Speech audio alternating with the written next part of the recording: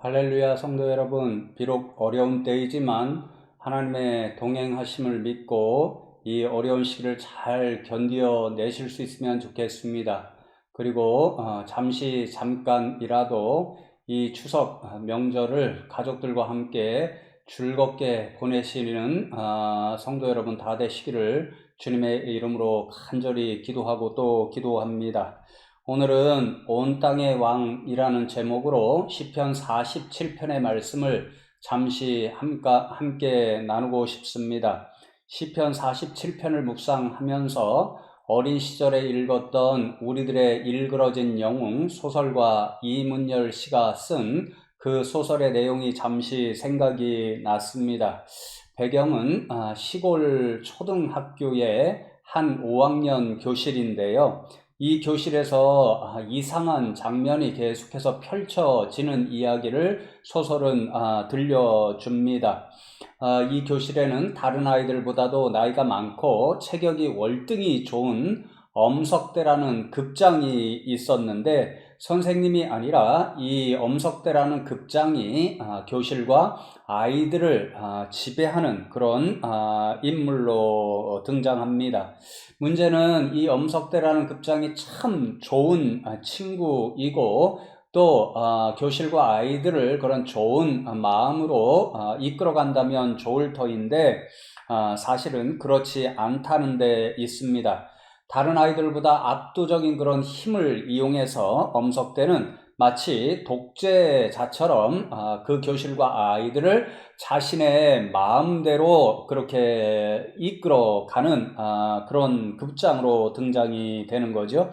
그래서 이 친구의 한마디가 곧 교실과 아이들을 위한 법이 되어 버립니다. 엄석대가 하라면 모든 좋지 않은 것들을 아이들은 다 행해야 합니다. 예를 들면 좋은 것을 갖다 바치라 하면 아이들이 마치 조공을 바치듯이 그 엄석대 급장에게 좋은 것들, 자신에게 가장 귀한 것들을 갖다 바치는 일을 행하게 됩니다. 또 아이들끼리 서열을 매기기 위해서 엄석대가 누구는 누구랑 오늘 싸워라 그러면 아이들이 다 보는 앞에서 그 지명을 받은 아이들이 싸움을 하게 되고 이기는 아이를 자신의 밑에 두는 그런 서열을 매기는 일도 진행이 됩니다. 심지어는 엄석대가 하라면 시험지를 바꾸어주는 부정시험 행위도 있게 되고, 그래서 항상 엄석대는 자신은 공부는 하지 않지만 각 과목에 가장 잘하는 반 아이에게 시험을 바꾸는 그런 일을 지시하기 때문에 항상 1등을 하는 친구가 됩니다. 여러분, 그래서 이 엄석대 밑에서 이 교실은 참 또 아이들 사이에 평화가 유지되는 것 같은데요. 그 평화는 공의와 정의가 있는 그런 평화가 아니라 엄석대라고 하는 부정한 힘, 독재자에 의해서 진행이 되는 그런 유지가 되는 그런 부당한 평화의 모습을 보게 됩니다. 만일 엄석대와 같은 그런 독재자가 오늘 저와 여러분이 살아가고 있는 이 사회를 지배한다고 생각해 보십시오. 그러면 아마 이 사회, 우리가 살아가고 있는 이 세상은 지옥이 따로 없을 것입니다. 그런데 만일 그런 독재자가 이 세상 가운데 있다가 사라지고 공의롭고 정의로운 지도자가 나타난다면 아마 백성들은 환호하고 박수를 치면서 그 새로운 지도자를 환영하는, 그리고 기쁨으로 맞이하게 될 것입니다.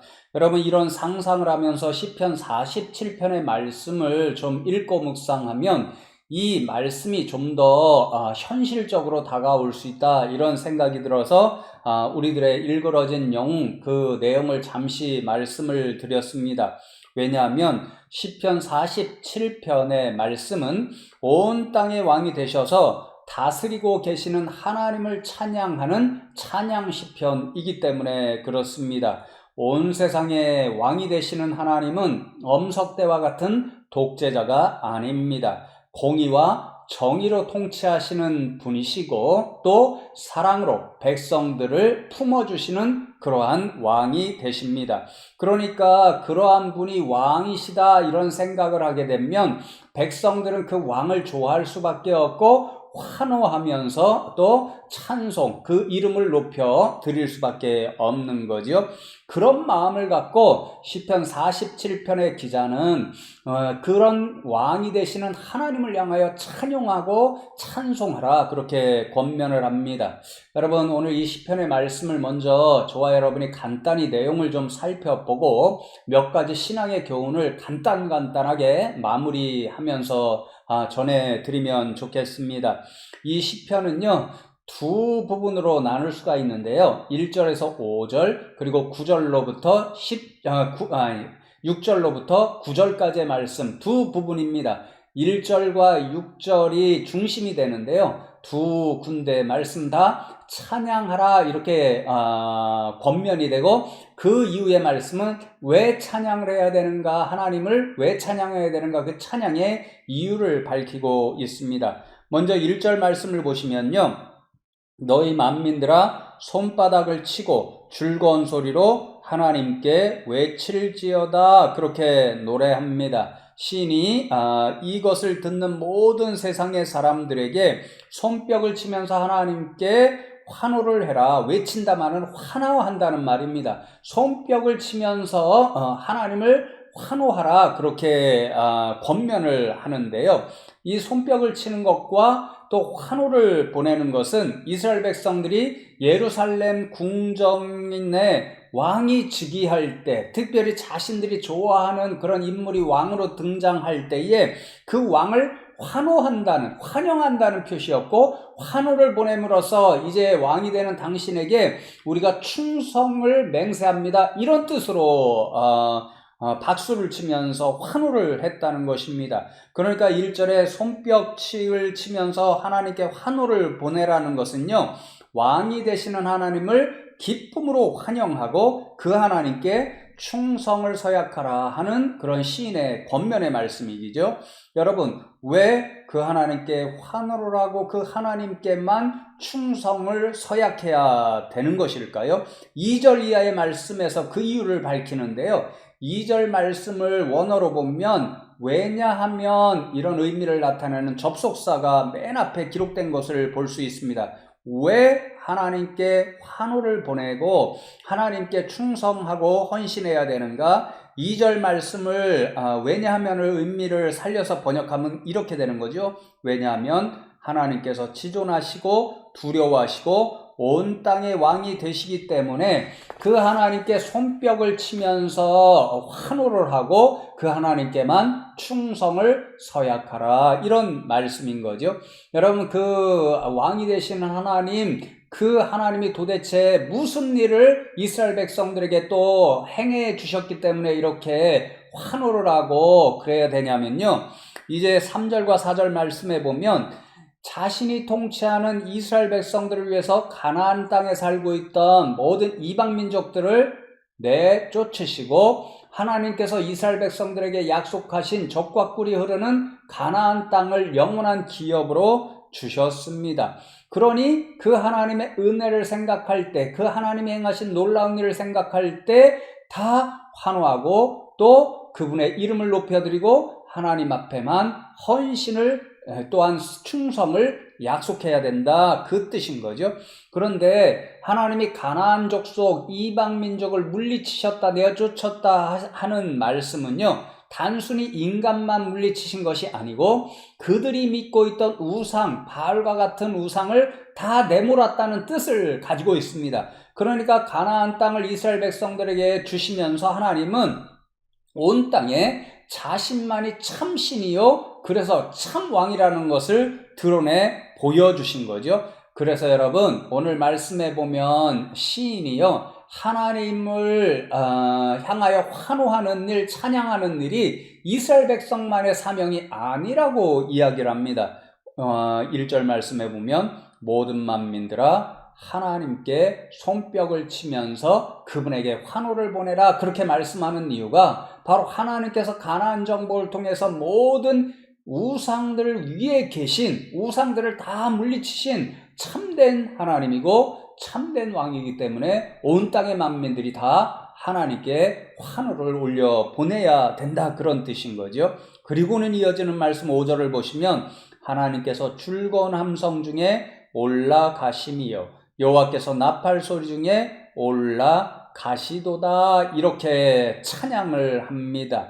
올라가신다라는 말씀은요, 온 땅의 왕이 되시는 하나님께서 자신의 거처 시온산에 있는 하나님의 성전으로 올라가시는 것, 들어가시는 장면을 이야기합니다. 그러니 여러분, 교회가 어떤 곳입니까? 성전이 어떤 곳입니까? 온 땅의 왕이 되시는 하나님께서 거하시는 장소, 사시는 장소, 임재하시는 장소, 왕이 계신 곳이 바로 우리가 섬기는 이 교회임을 저와 여러분이 기억하면 좋겠습니다. 이제 6절로 9절의 말씀을 보실 때 먼저 6절의 말씀을 보시면요. 시인은 또다시 찬송하라, 하나님을 찬송하라, 찬송하라, 우리 왕을 찬송하라 그렇게 노래합니다. 다시 한번 하나님 앞에 찬송을 올려드리고 하나님의 성호를 높여드리라고 그렇게 권유를 하는데요. 그 까닭이 7절과 8절, 특별히 7절 전반절에 기록이 되어 있습니다.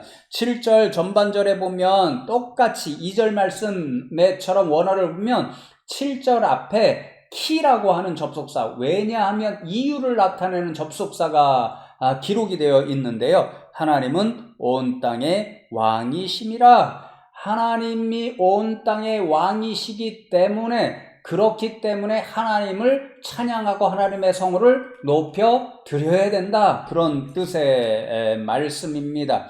여러분, 그리고는 9절 말씀을 보시면 참으로 벅찬 그러한 장면을 우리가 상상해 볼 수 있는데요. 이렇게 말씀하죠. 문나라의 고관들이 모임이여 아브라함의 하나님의 백성이 되도다. 세상의 모든 방패는 하나님의 것이며 그는 높임을 받으시리로다. 그렇게 선포를 하는 것으로 시편 47편이 마무리되는데요. 이 구절이 저는 시편 47편의 핵심 구절이라 생각이 되었습니다. 왜냐하면요, 종말론적인 비전을 담고 있습니다. 어떤 비전이냐면요, 하나님께서 지금 시온 보좌에 앉아 계셔서 왕으로서 온 땅을 다스리십니다. 그 하나님께서 꿈꾸시는 그러한 종말의 비전이 있는데요, 온 세상의 백성들, 모든 만민들아 그렇게 이야기하고 묵백성의 왕인들아 이렇게 이야기를 하잖아요. 온 세상의 열방의 백성들이 지금 시온산 교회에 자정하셔서 온 세상을 통치하시는 왕이 되신 그 하나님, 그 하나님의 정체를 온전히 알고 그 보좌 앞에 모든 열방의 백성들이 다 모여드는 것입니다. 그리고는 그 하나님을 자신들의 왕으로 고백하고 하나님의 구원받은 백성으로 그 앞에 서게 되는 거죠. 그리고는 모든 열방의 백성들이 자신들의 구원자요 왕이 되신 하나님을 향하여 환호하고 찬송하는 그런 장면을 담고 있습니다. 성도 여러분, 이 장면을 상상해 보시면요, 얼마나 가슴 벅찬 그런 장면인지 모릅니다. 여러분, 그런데 왜 이 구절에서 아브라함의 하나님의 백성이라고 부르는 것일까요? 하나님께서 믿음의 조상 아브라함을 부르실 때에 약속이자 사명으로 주신 말씀이 있잖아요. 창세기 12장 3절의 말씀에 보면 너를 축복하는 자에게는 내가 복을 내리고 너를 저주하는 자에게는 내가 저주하리니 땅의 모든 족속이 너로 말미암아 복을 얻을 것이라 하신지라 그렇게 말씀합니다. 하나님께서 믿음의 사람 아브라함에게 너로 인하여 모든 땅의 족속들, 열방의 백성들이 복을 얻을 것이다, 이런 약속, 그것을 주셨습니다. 지금 마지막 장면이 그것입니다. 하나님의 선택하신 사람, 복의 근원이 되는 아브라함, 그를 통해서 열방의 모든 백성들이 하나님의 왕 되심을 알게 되는 것입니다. 그리고는 그를 통하여서 이제 하나님께로 몰려오고 하나님의 구원이라고 하는 놀라운 복을 받아서 하나님을 찬양하는 모든 열방의 무리가 되는 거지요. 그러므로 믿음의 사람, 저와 여러분, 이 땅에 세워진 하나님의 교회가 바로 세상을 향한 복의 통로이자 소망이 되는 것을 우리는 다시 한번 이 마지막 장면을 통해서 깨달을 수가 있는 거지요. 성도 여러분, 이 말씀을 묵상하면서 저와 여러분이 기억하시면 좋겠는 그러한 몇 가지 신앙의 메시지를 잠시 나누어 드리려고 하는데요. 여러분 이미 다 나누었습니다. 첫 번째로는요, 하나님이 우리의 왕이 되신다는 사실을 오늘도 기억하고 입술로 고백하며 살아가는 저와 여러분 되면 좋겠습니다. 하나님은 공의와 정의로 다스리시고 또 사랑으로 우리를 품어주시는 그런 왕이십니다. 그런 왕이 지금도 저와 여러분과 함께 하시고 이 교회를 통하여 저와 여러분을 다스리시고 통치하고 계십니다. 그러니 성도 여러분, 이런 믿음을 가지고 오늘 비록 참으로 힘겨운 이런 시대를 살아가지만 우리의 왕 되신 하나님께서 마침내 회복해 주실 것이라는 믿음을 가지고 오늘도 기운을 내며 살아가시는 저와 여러분 되기를 간절히 기도합니다. 두 번째로, 하나님께서 왕이 되신다는 사실을 저와 여러분은 알고 믿음으로 고백하니 오늘 시인이 저와 여러분에게 노래하듯이 저와 여러분도 하나님 앞에 손뼉을 치면서 그분을 환호하고 또 하나님만 찬양하는 인생들로 살아가는 저와 여러분 되기를 바랍니다. 특별히 왕이 되신 분은 오직 하나님밖에 없으니 그분에게만 충성을 서약하는 그런 믿음의 고백으로 살아가는 저와 여러분 되기를 간절히 바랍니다. 세 번째로, 저와 여러분이 다시 한번 이 땅의 교회가 세상을 향한 복의 통로가 되고 소망이 된다는 사실을 깨닫고 이 세상 한가운데서 책임적인 그리스도인들로 살아가면 좋겠습니다. 세상이 저와 여러분을 향하여 수없이 비난하고 조롱하는 시대 가운데 있지만요, 저들이 모르기 때문에 그렇습니다. 하나님은 저와 여러분 이 교회를 통하여 하나님의 복이 세상으로 흘러가기를 원하십니다. 그것이 하나님의 세우신 이치입니다. 그러니 여러분, 저와 여러분이 이 하나님, 우리의 왕 되신 하나님을 먼저 알고 믿고 구원의 복을 누리게 되었으니 그 복을 세상 가운데서 전해서 정말로 세상의 많은 열방의 백성들, 하나님이 꿈꾸는 종말의 비전을 이룰 수 있도록 저와 여러분이 하나님의 복의 통로로서 세상을 위해 살아가는 그리스도인들이 되면 좋겠습니다.